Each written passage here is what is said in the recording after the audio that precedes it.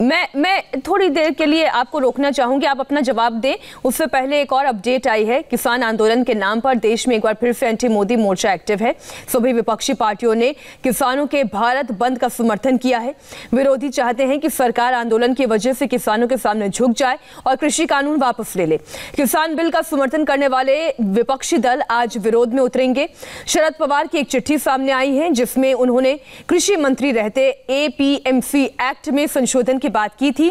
तो लोकसभा में कृषि बिल का समर्थन करने वाली शिवसेना भी आज भारत बंद का साथ दे रही है।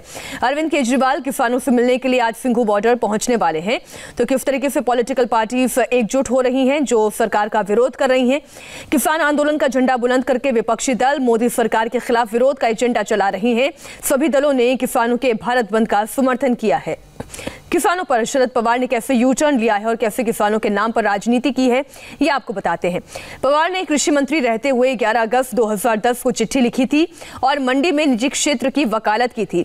ये वही शरद पवार है जो कल वकालत कर रहे थे, लेकिन आज की परिस्थिति में वो इसकी मुखालफत कर रहे हैं। आपको बताते हैं कि शरद पवार ने राज्यों के मुख्यमंत्रियों को लिखी चिट्ठी में क्या लिखा था।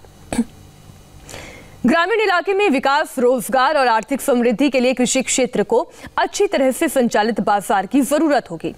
इसके लिए कोल्ड स्टोरेज और मार्केटिंग ढांचे में बड़े निवेश की जरूरत होगी। इसके लिए निजी क्षेत्र को अहम रोल निभाने की जरूरत है। इसके लिए एक उचित नियामक और नीतिगत माहौल होना चाहिए। इस दिशा में एपीएमसी एक्ट में संशोधन की जरूरत है ताकि किसानों के पास निजी क्षेत्र के प्रतिस्पर्धी मार्केटिंग चैनल का विकल्प हो। तो शरद पवार अचानक से यू टर्न ले रहे हैं और इसका सबसे बड़ा सबूत हमने इंडिया टीवी के दर्शकों के सामने रखा।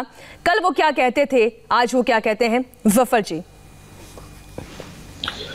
देखिए मीनाक्षी जी, मैं आपके सामने कुछ अहम बातें रखना चाहता हूं।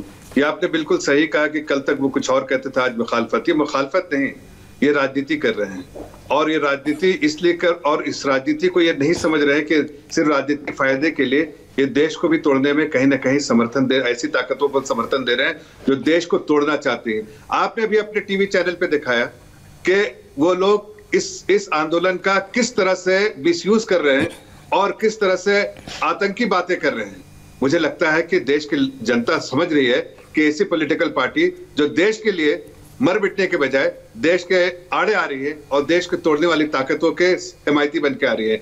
जबकि एक सरकार ऐसी है जो किसानों की सरकार, हितैषी सरकार, किसानों की सबसे बड़ी हितैषी सरकार है, जिसने किसानों के लिए 2014 से पहले कुछ नहीं होता था। 2014 के बाद बहुत कुछ हुआ है। मैं बैठे हुए यहाँ पर जो हमारे अकाली दल के लोग, उनसे पूछना चाहता हूँ कि कभी आपने अपने गरीबा में झांक के देखा है किसानों के हिमायती बन के बैठे हैं कि किसानों के लिए 70 के दशक से 2014 तक क्या हुआ था।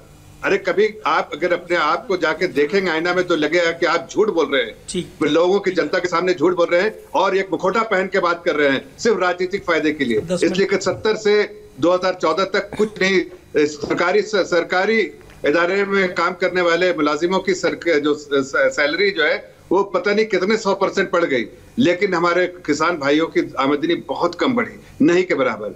और उसको ही बढ़ाने का काम जो है आदरणीय प्रधानमंत्री जी ने बहुत सारे चीज करने के बाद और ऐतिहासिक फैसला लिया 2018-19 में, जब उन्होंने जो लागत से 1.5 गुना मुनाफा देने का वायदा किया और बिल पास किया।